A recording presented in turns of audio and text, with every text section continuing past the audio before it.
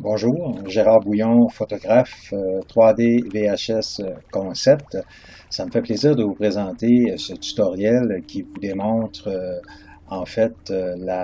les fonctionnalités, les différentes options à utiliser au niveau d'un visionnement d'une visite virtuelle 360 degrés. Alors pour ce faire, je vais utiliser un montage que j'ai réalisé il n'y a pas tellement longtemps qui s'intitule Québec Tour. Donc, il y a 13 sites touristiques principaux de la belle ville de Québec. J'attire votre attention que lorsque l'on clique sur l'onglet, la fenêtre, qu'on ouvre la fenêtre où est située la visite virtuelle, l'autorotation se fait automatiquement et sans avoir besoin de faire quoi que ce soit. Chaque scène va se dérouler les unes après les autres automatiquement. Par contre, on vous suggère fortement d'utiliser le petit bouton menu dans le bas de la fenêtre de chacune des visites et d'ouvrir l'interface, ce qui vous permet d'interagir comme tel, ce qui est la principale caractéristique en fait de ce type de visionnement d'images que sont les visites virtuelles 360 degrés, ainsi que l'immersion ou l'effet de profondeur qui est créé par les images qui sont en perspective et que vous remarquerez de chaque côté.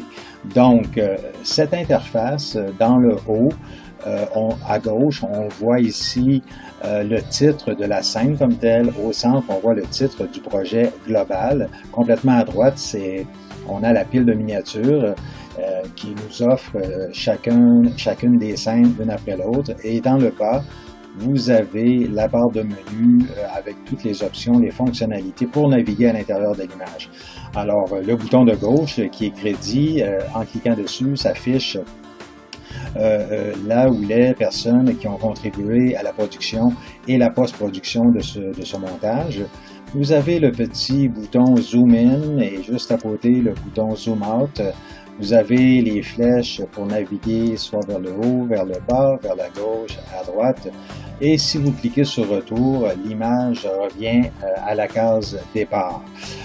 Évidemment, en tout temps, vous pouvez naviguer à gauche, à droite, en haut, en bas avec la souris tout simplement. Alors, un petit tour de manège ici. Et le mode de contrôle peut se changer de façon à agripper l'image et vous diriger l'image là où bon vous semble comme tel. Vous pouvez en tout temps arrêter le son, la trame sonore ou la musique de fond et ne conserver que l'image. Moi, personnellement, j'aime bien cette petite musique d'ambiance. Où vous pouvez arrêter l'autorotation tout simplement et naviguer dans l'image et redémarrer l'autorotation tout simplement. Vous pouvez afficher un plan qui ressemble, en fait, qui est de type Google Earth ou Google Street View, avec des infobulles et des petites étoiles genre fluorescentes, violacées un peu, et lorsqu'on les survole, l'infobulle apparaît, par exemple, place de l'Hôtel de Ville. Vous avez aussi un spot ici jaune avec le petit infobulle qui sursaute, donc c'est la place où on est actuellement. Et le spot jaune en question est dirigé exactement dans le sens où la visite virtuelle se déroule au moment présent. Par exemple, en cliquant sur le Parc de la Francophonie, on se retrouve au Parc de la Francophonie et à ce moment-là, le plan disparaît comme tel.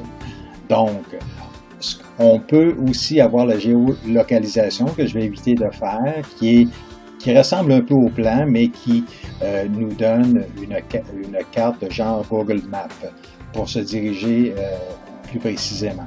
Et vous avez les réseaux sociaux ici, donc en appuyant sur le bouton, vous avez Facebook, Twitter, Google, LinkedIn, ou envoyer la visite virtuelle par courriel tout simplement. Vous pouvez l'afficher plein écran, ce qui est vraiment génial, avec ou sans interface. Donc, encore une fois, dépendamment de ce que vous avez envie de voir, vous pouvez revenir à l'écran normal. En cliquant sur l'écran d'aide, vous avez le mode de navigation de la souris comme tel. Et en cliquant sur l'information, vous avez une petite fenêtre texte qui se déroule, donc qui vous explique l'endroit précisément où l'on se trouve. Pour revenir à la pile de miniatures, en cliquant dessus, vous avez toutes les scènes, toutes les sections donc qui s'affichent. Par exemple, si on veut se rendre au funiculaire quartier Petit-Champlain, on clique dessus et on se retrouve au funiculaire comme tel. Alors, en cliquant sur la scène suivante, par exemple à droite, vous allez à la scène suivante et ainsi de suite. Je vous fais remarquer le logo qui s'affiche en téléchargement à chaque changement de section. Et on peut revenir évidemment à la scène précédente en cliquant à la gauche complètement. Alors, ici, je vais aller dans un autre montage pour vous montrer une autre fonctionnalité. Par exemple, ici, c'est le cas avec la basilique cathédrale Notre-Dame de Québec, où je vous fais remarquer qu'en balayant l'image, ici avec la souris, on voit ici une petite flèche avec un infobulle qui indique basilique nef. En cliquant sur la flèche, on entre à l'intérieur de la basilique, toujours avec l'icône qui apparaît en téléchargement du 350e dans ce cas-ci. Et à l'intérieur de la basilique, lorsque l'on balaie l'image encore une fois, on voit des infobulles apparaître et dans ce cas-ci, la décoration du banc d'œuvre. Lorsque l'on clique dessus, l'image nous apparaît en superposition par rapport à la visite virtuelle 360 avec la description. Donc, on reclique sur l'image, on remet tout en place et voilà, c'est un autre virtual hotspot qu'on appelle, qu'on peut rajouter là, à cette présentation. J'utilise ici un autre montage avec narration. Je laisse aller la narratrice. Les restaurants Houston Avenue Bar & Grill sont fiers de vous accueillir afin de vous offrir une expérience culinaire hors de l'ordinaire. Une ambiance unique qui saura plaire à tous sans le moindre doute. Vous y découvrirez une cuisine raffinée à la fois simple, chic et délicieusement abordable. Toute l'équipe attend votre visite et vous souhaite un bon appétit. Alors voilà, ici, c'était simplement pour vous démontrer que l'on peut rajouter de la narration. On aurait tout aussi bien pu rajouter une petite vidéo montrant la narratrice ou la propriétaire présenter son commerce, sa place d'affaires. Et évidemment, toujours avec des textes descriptifs,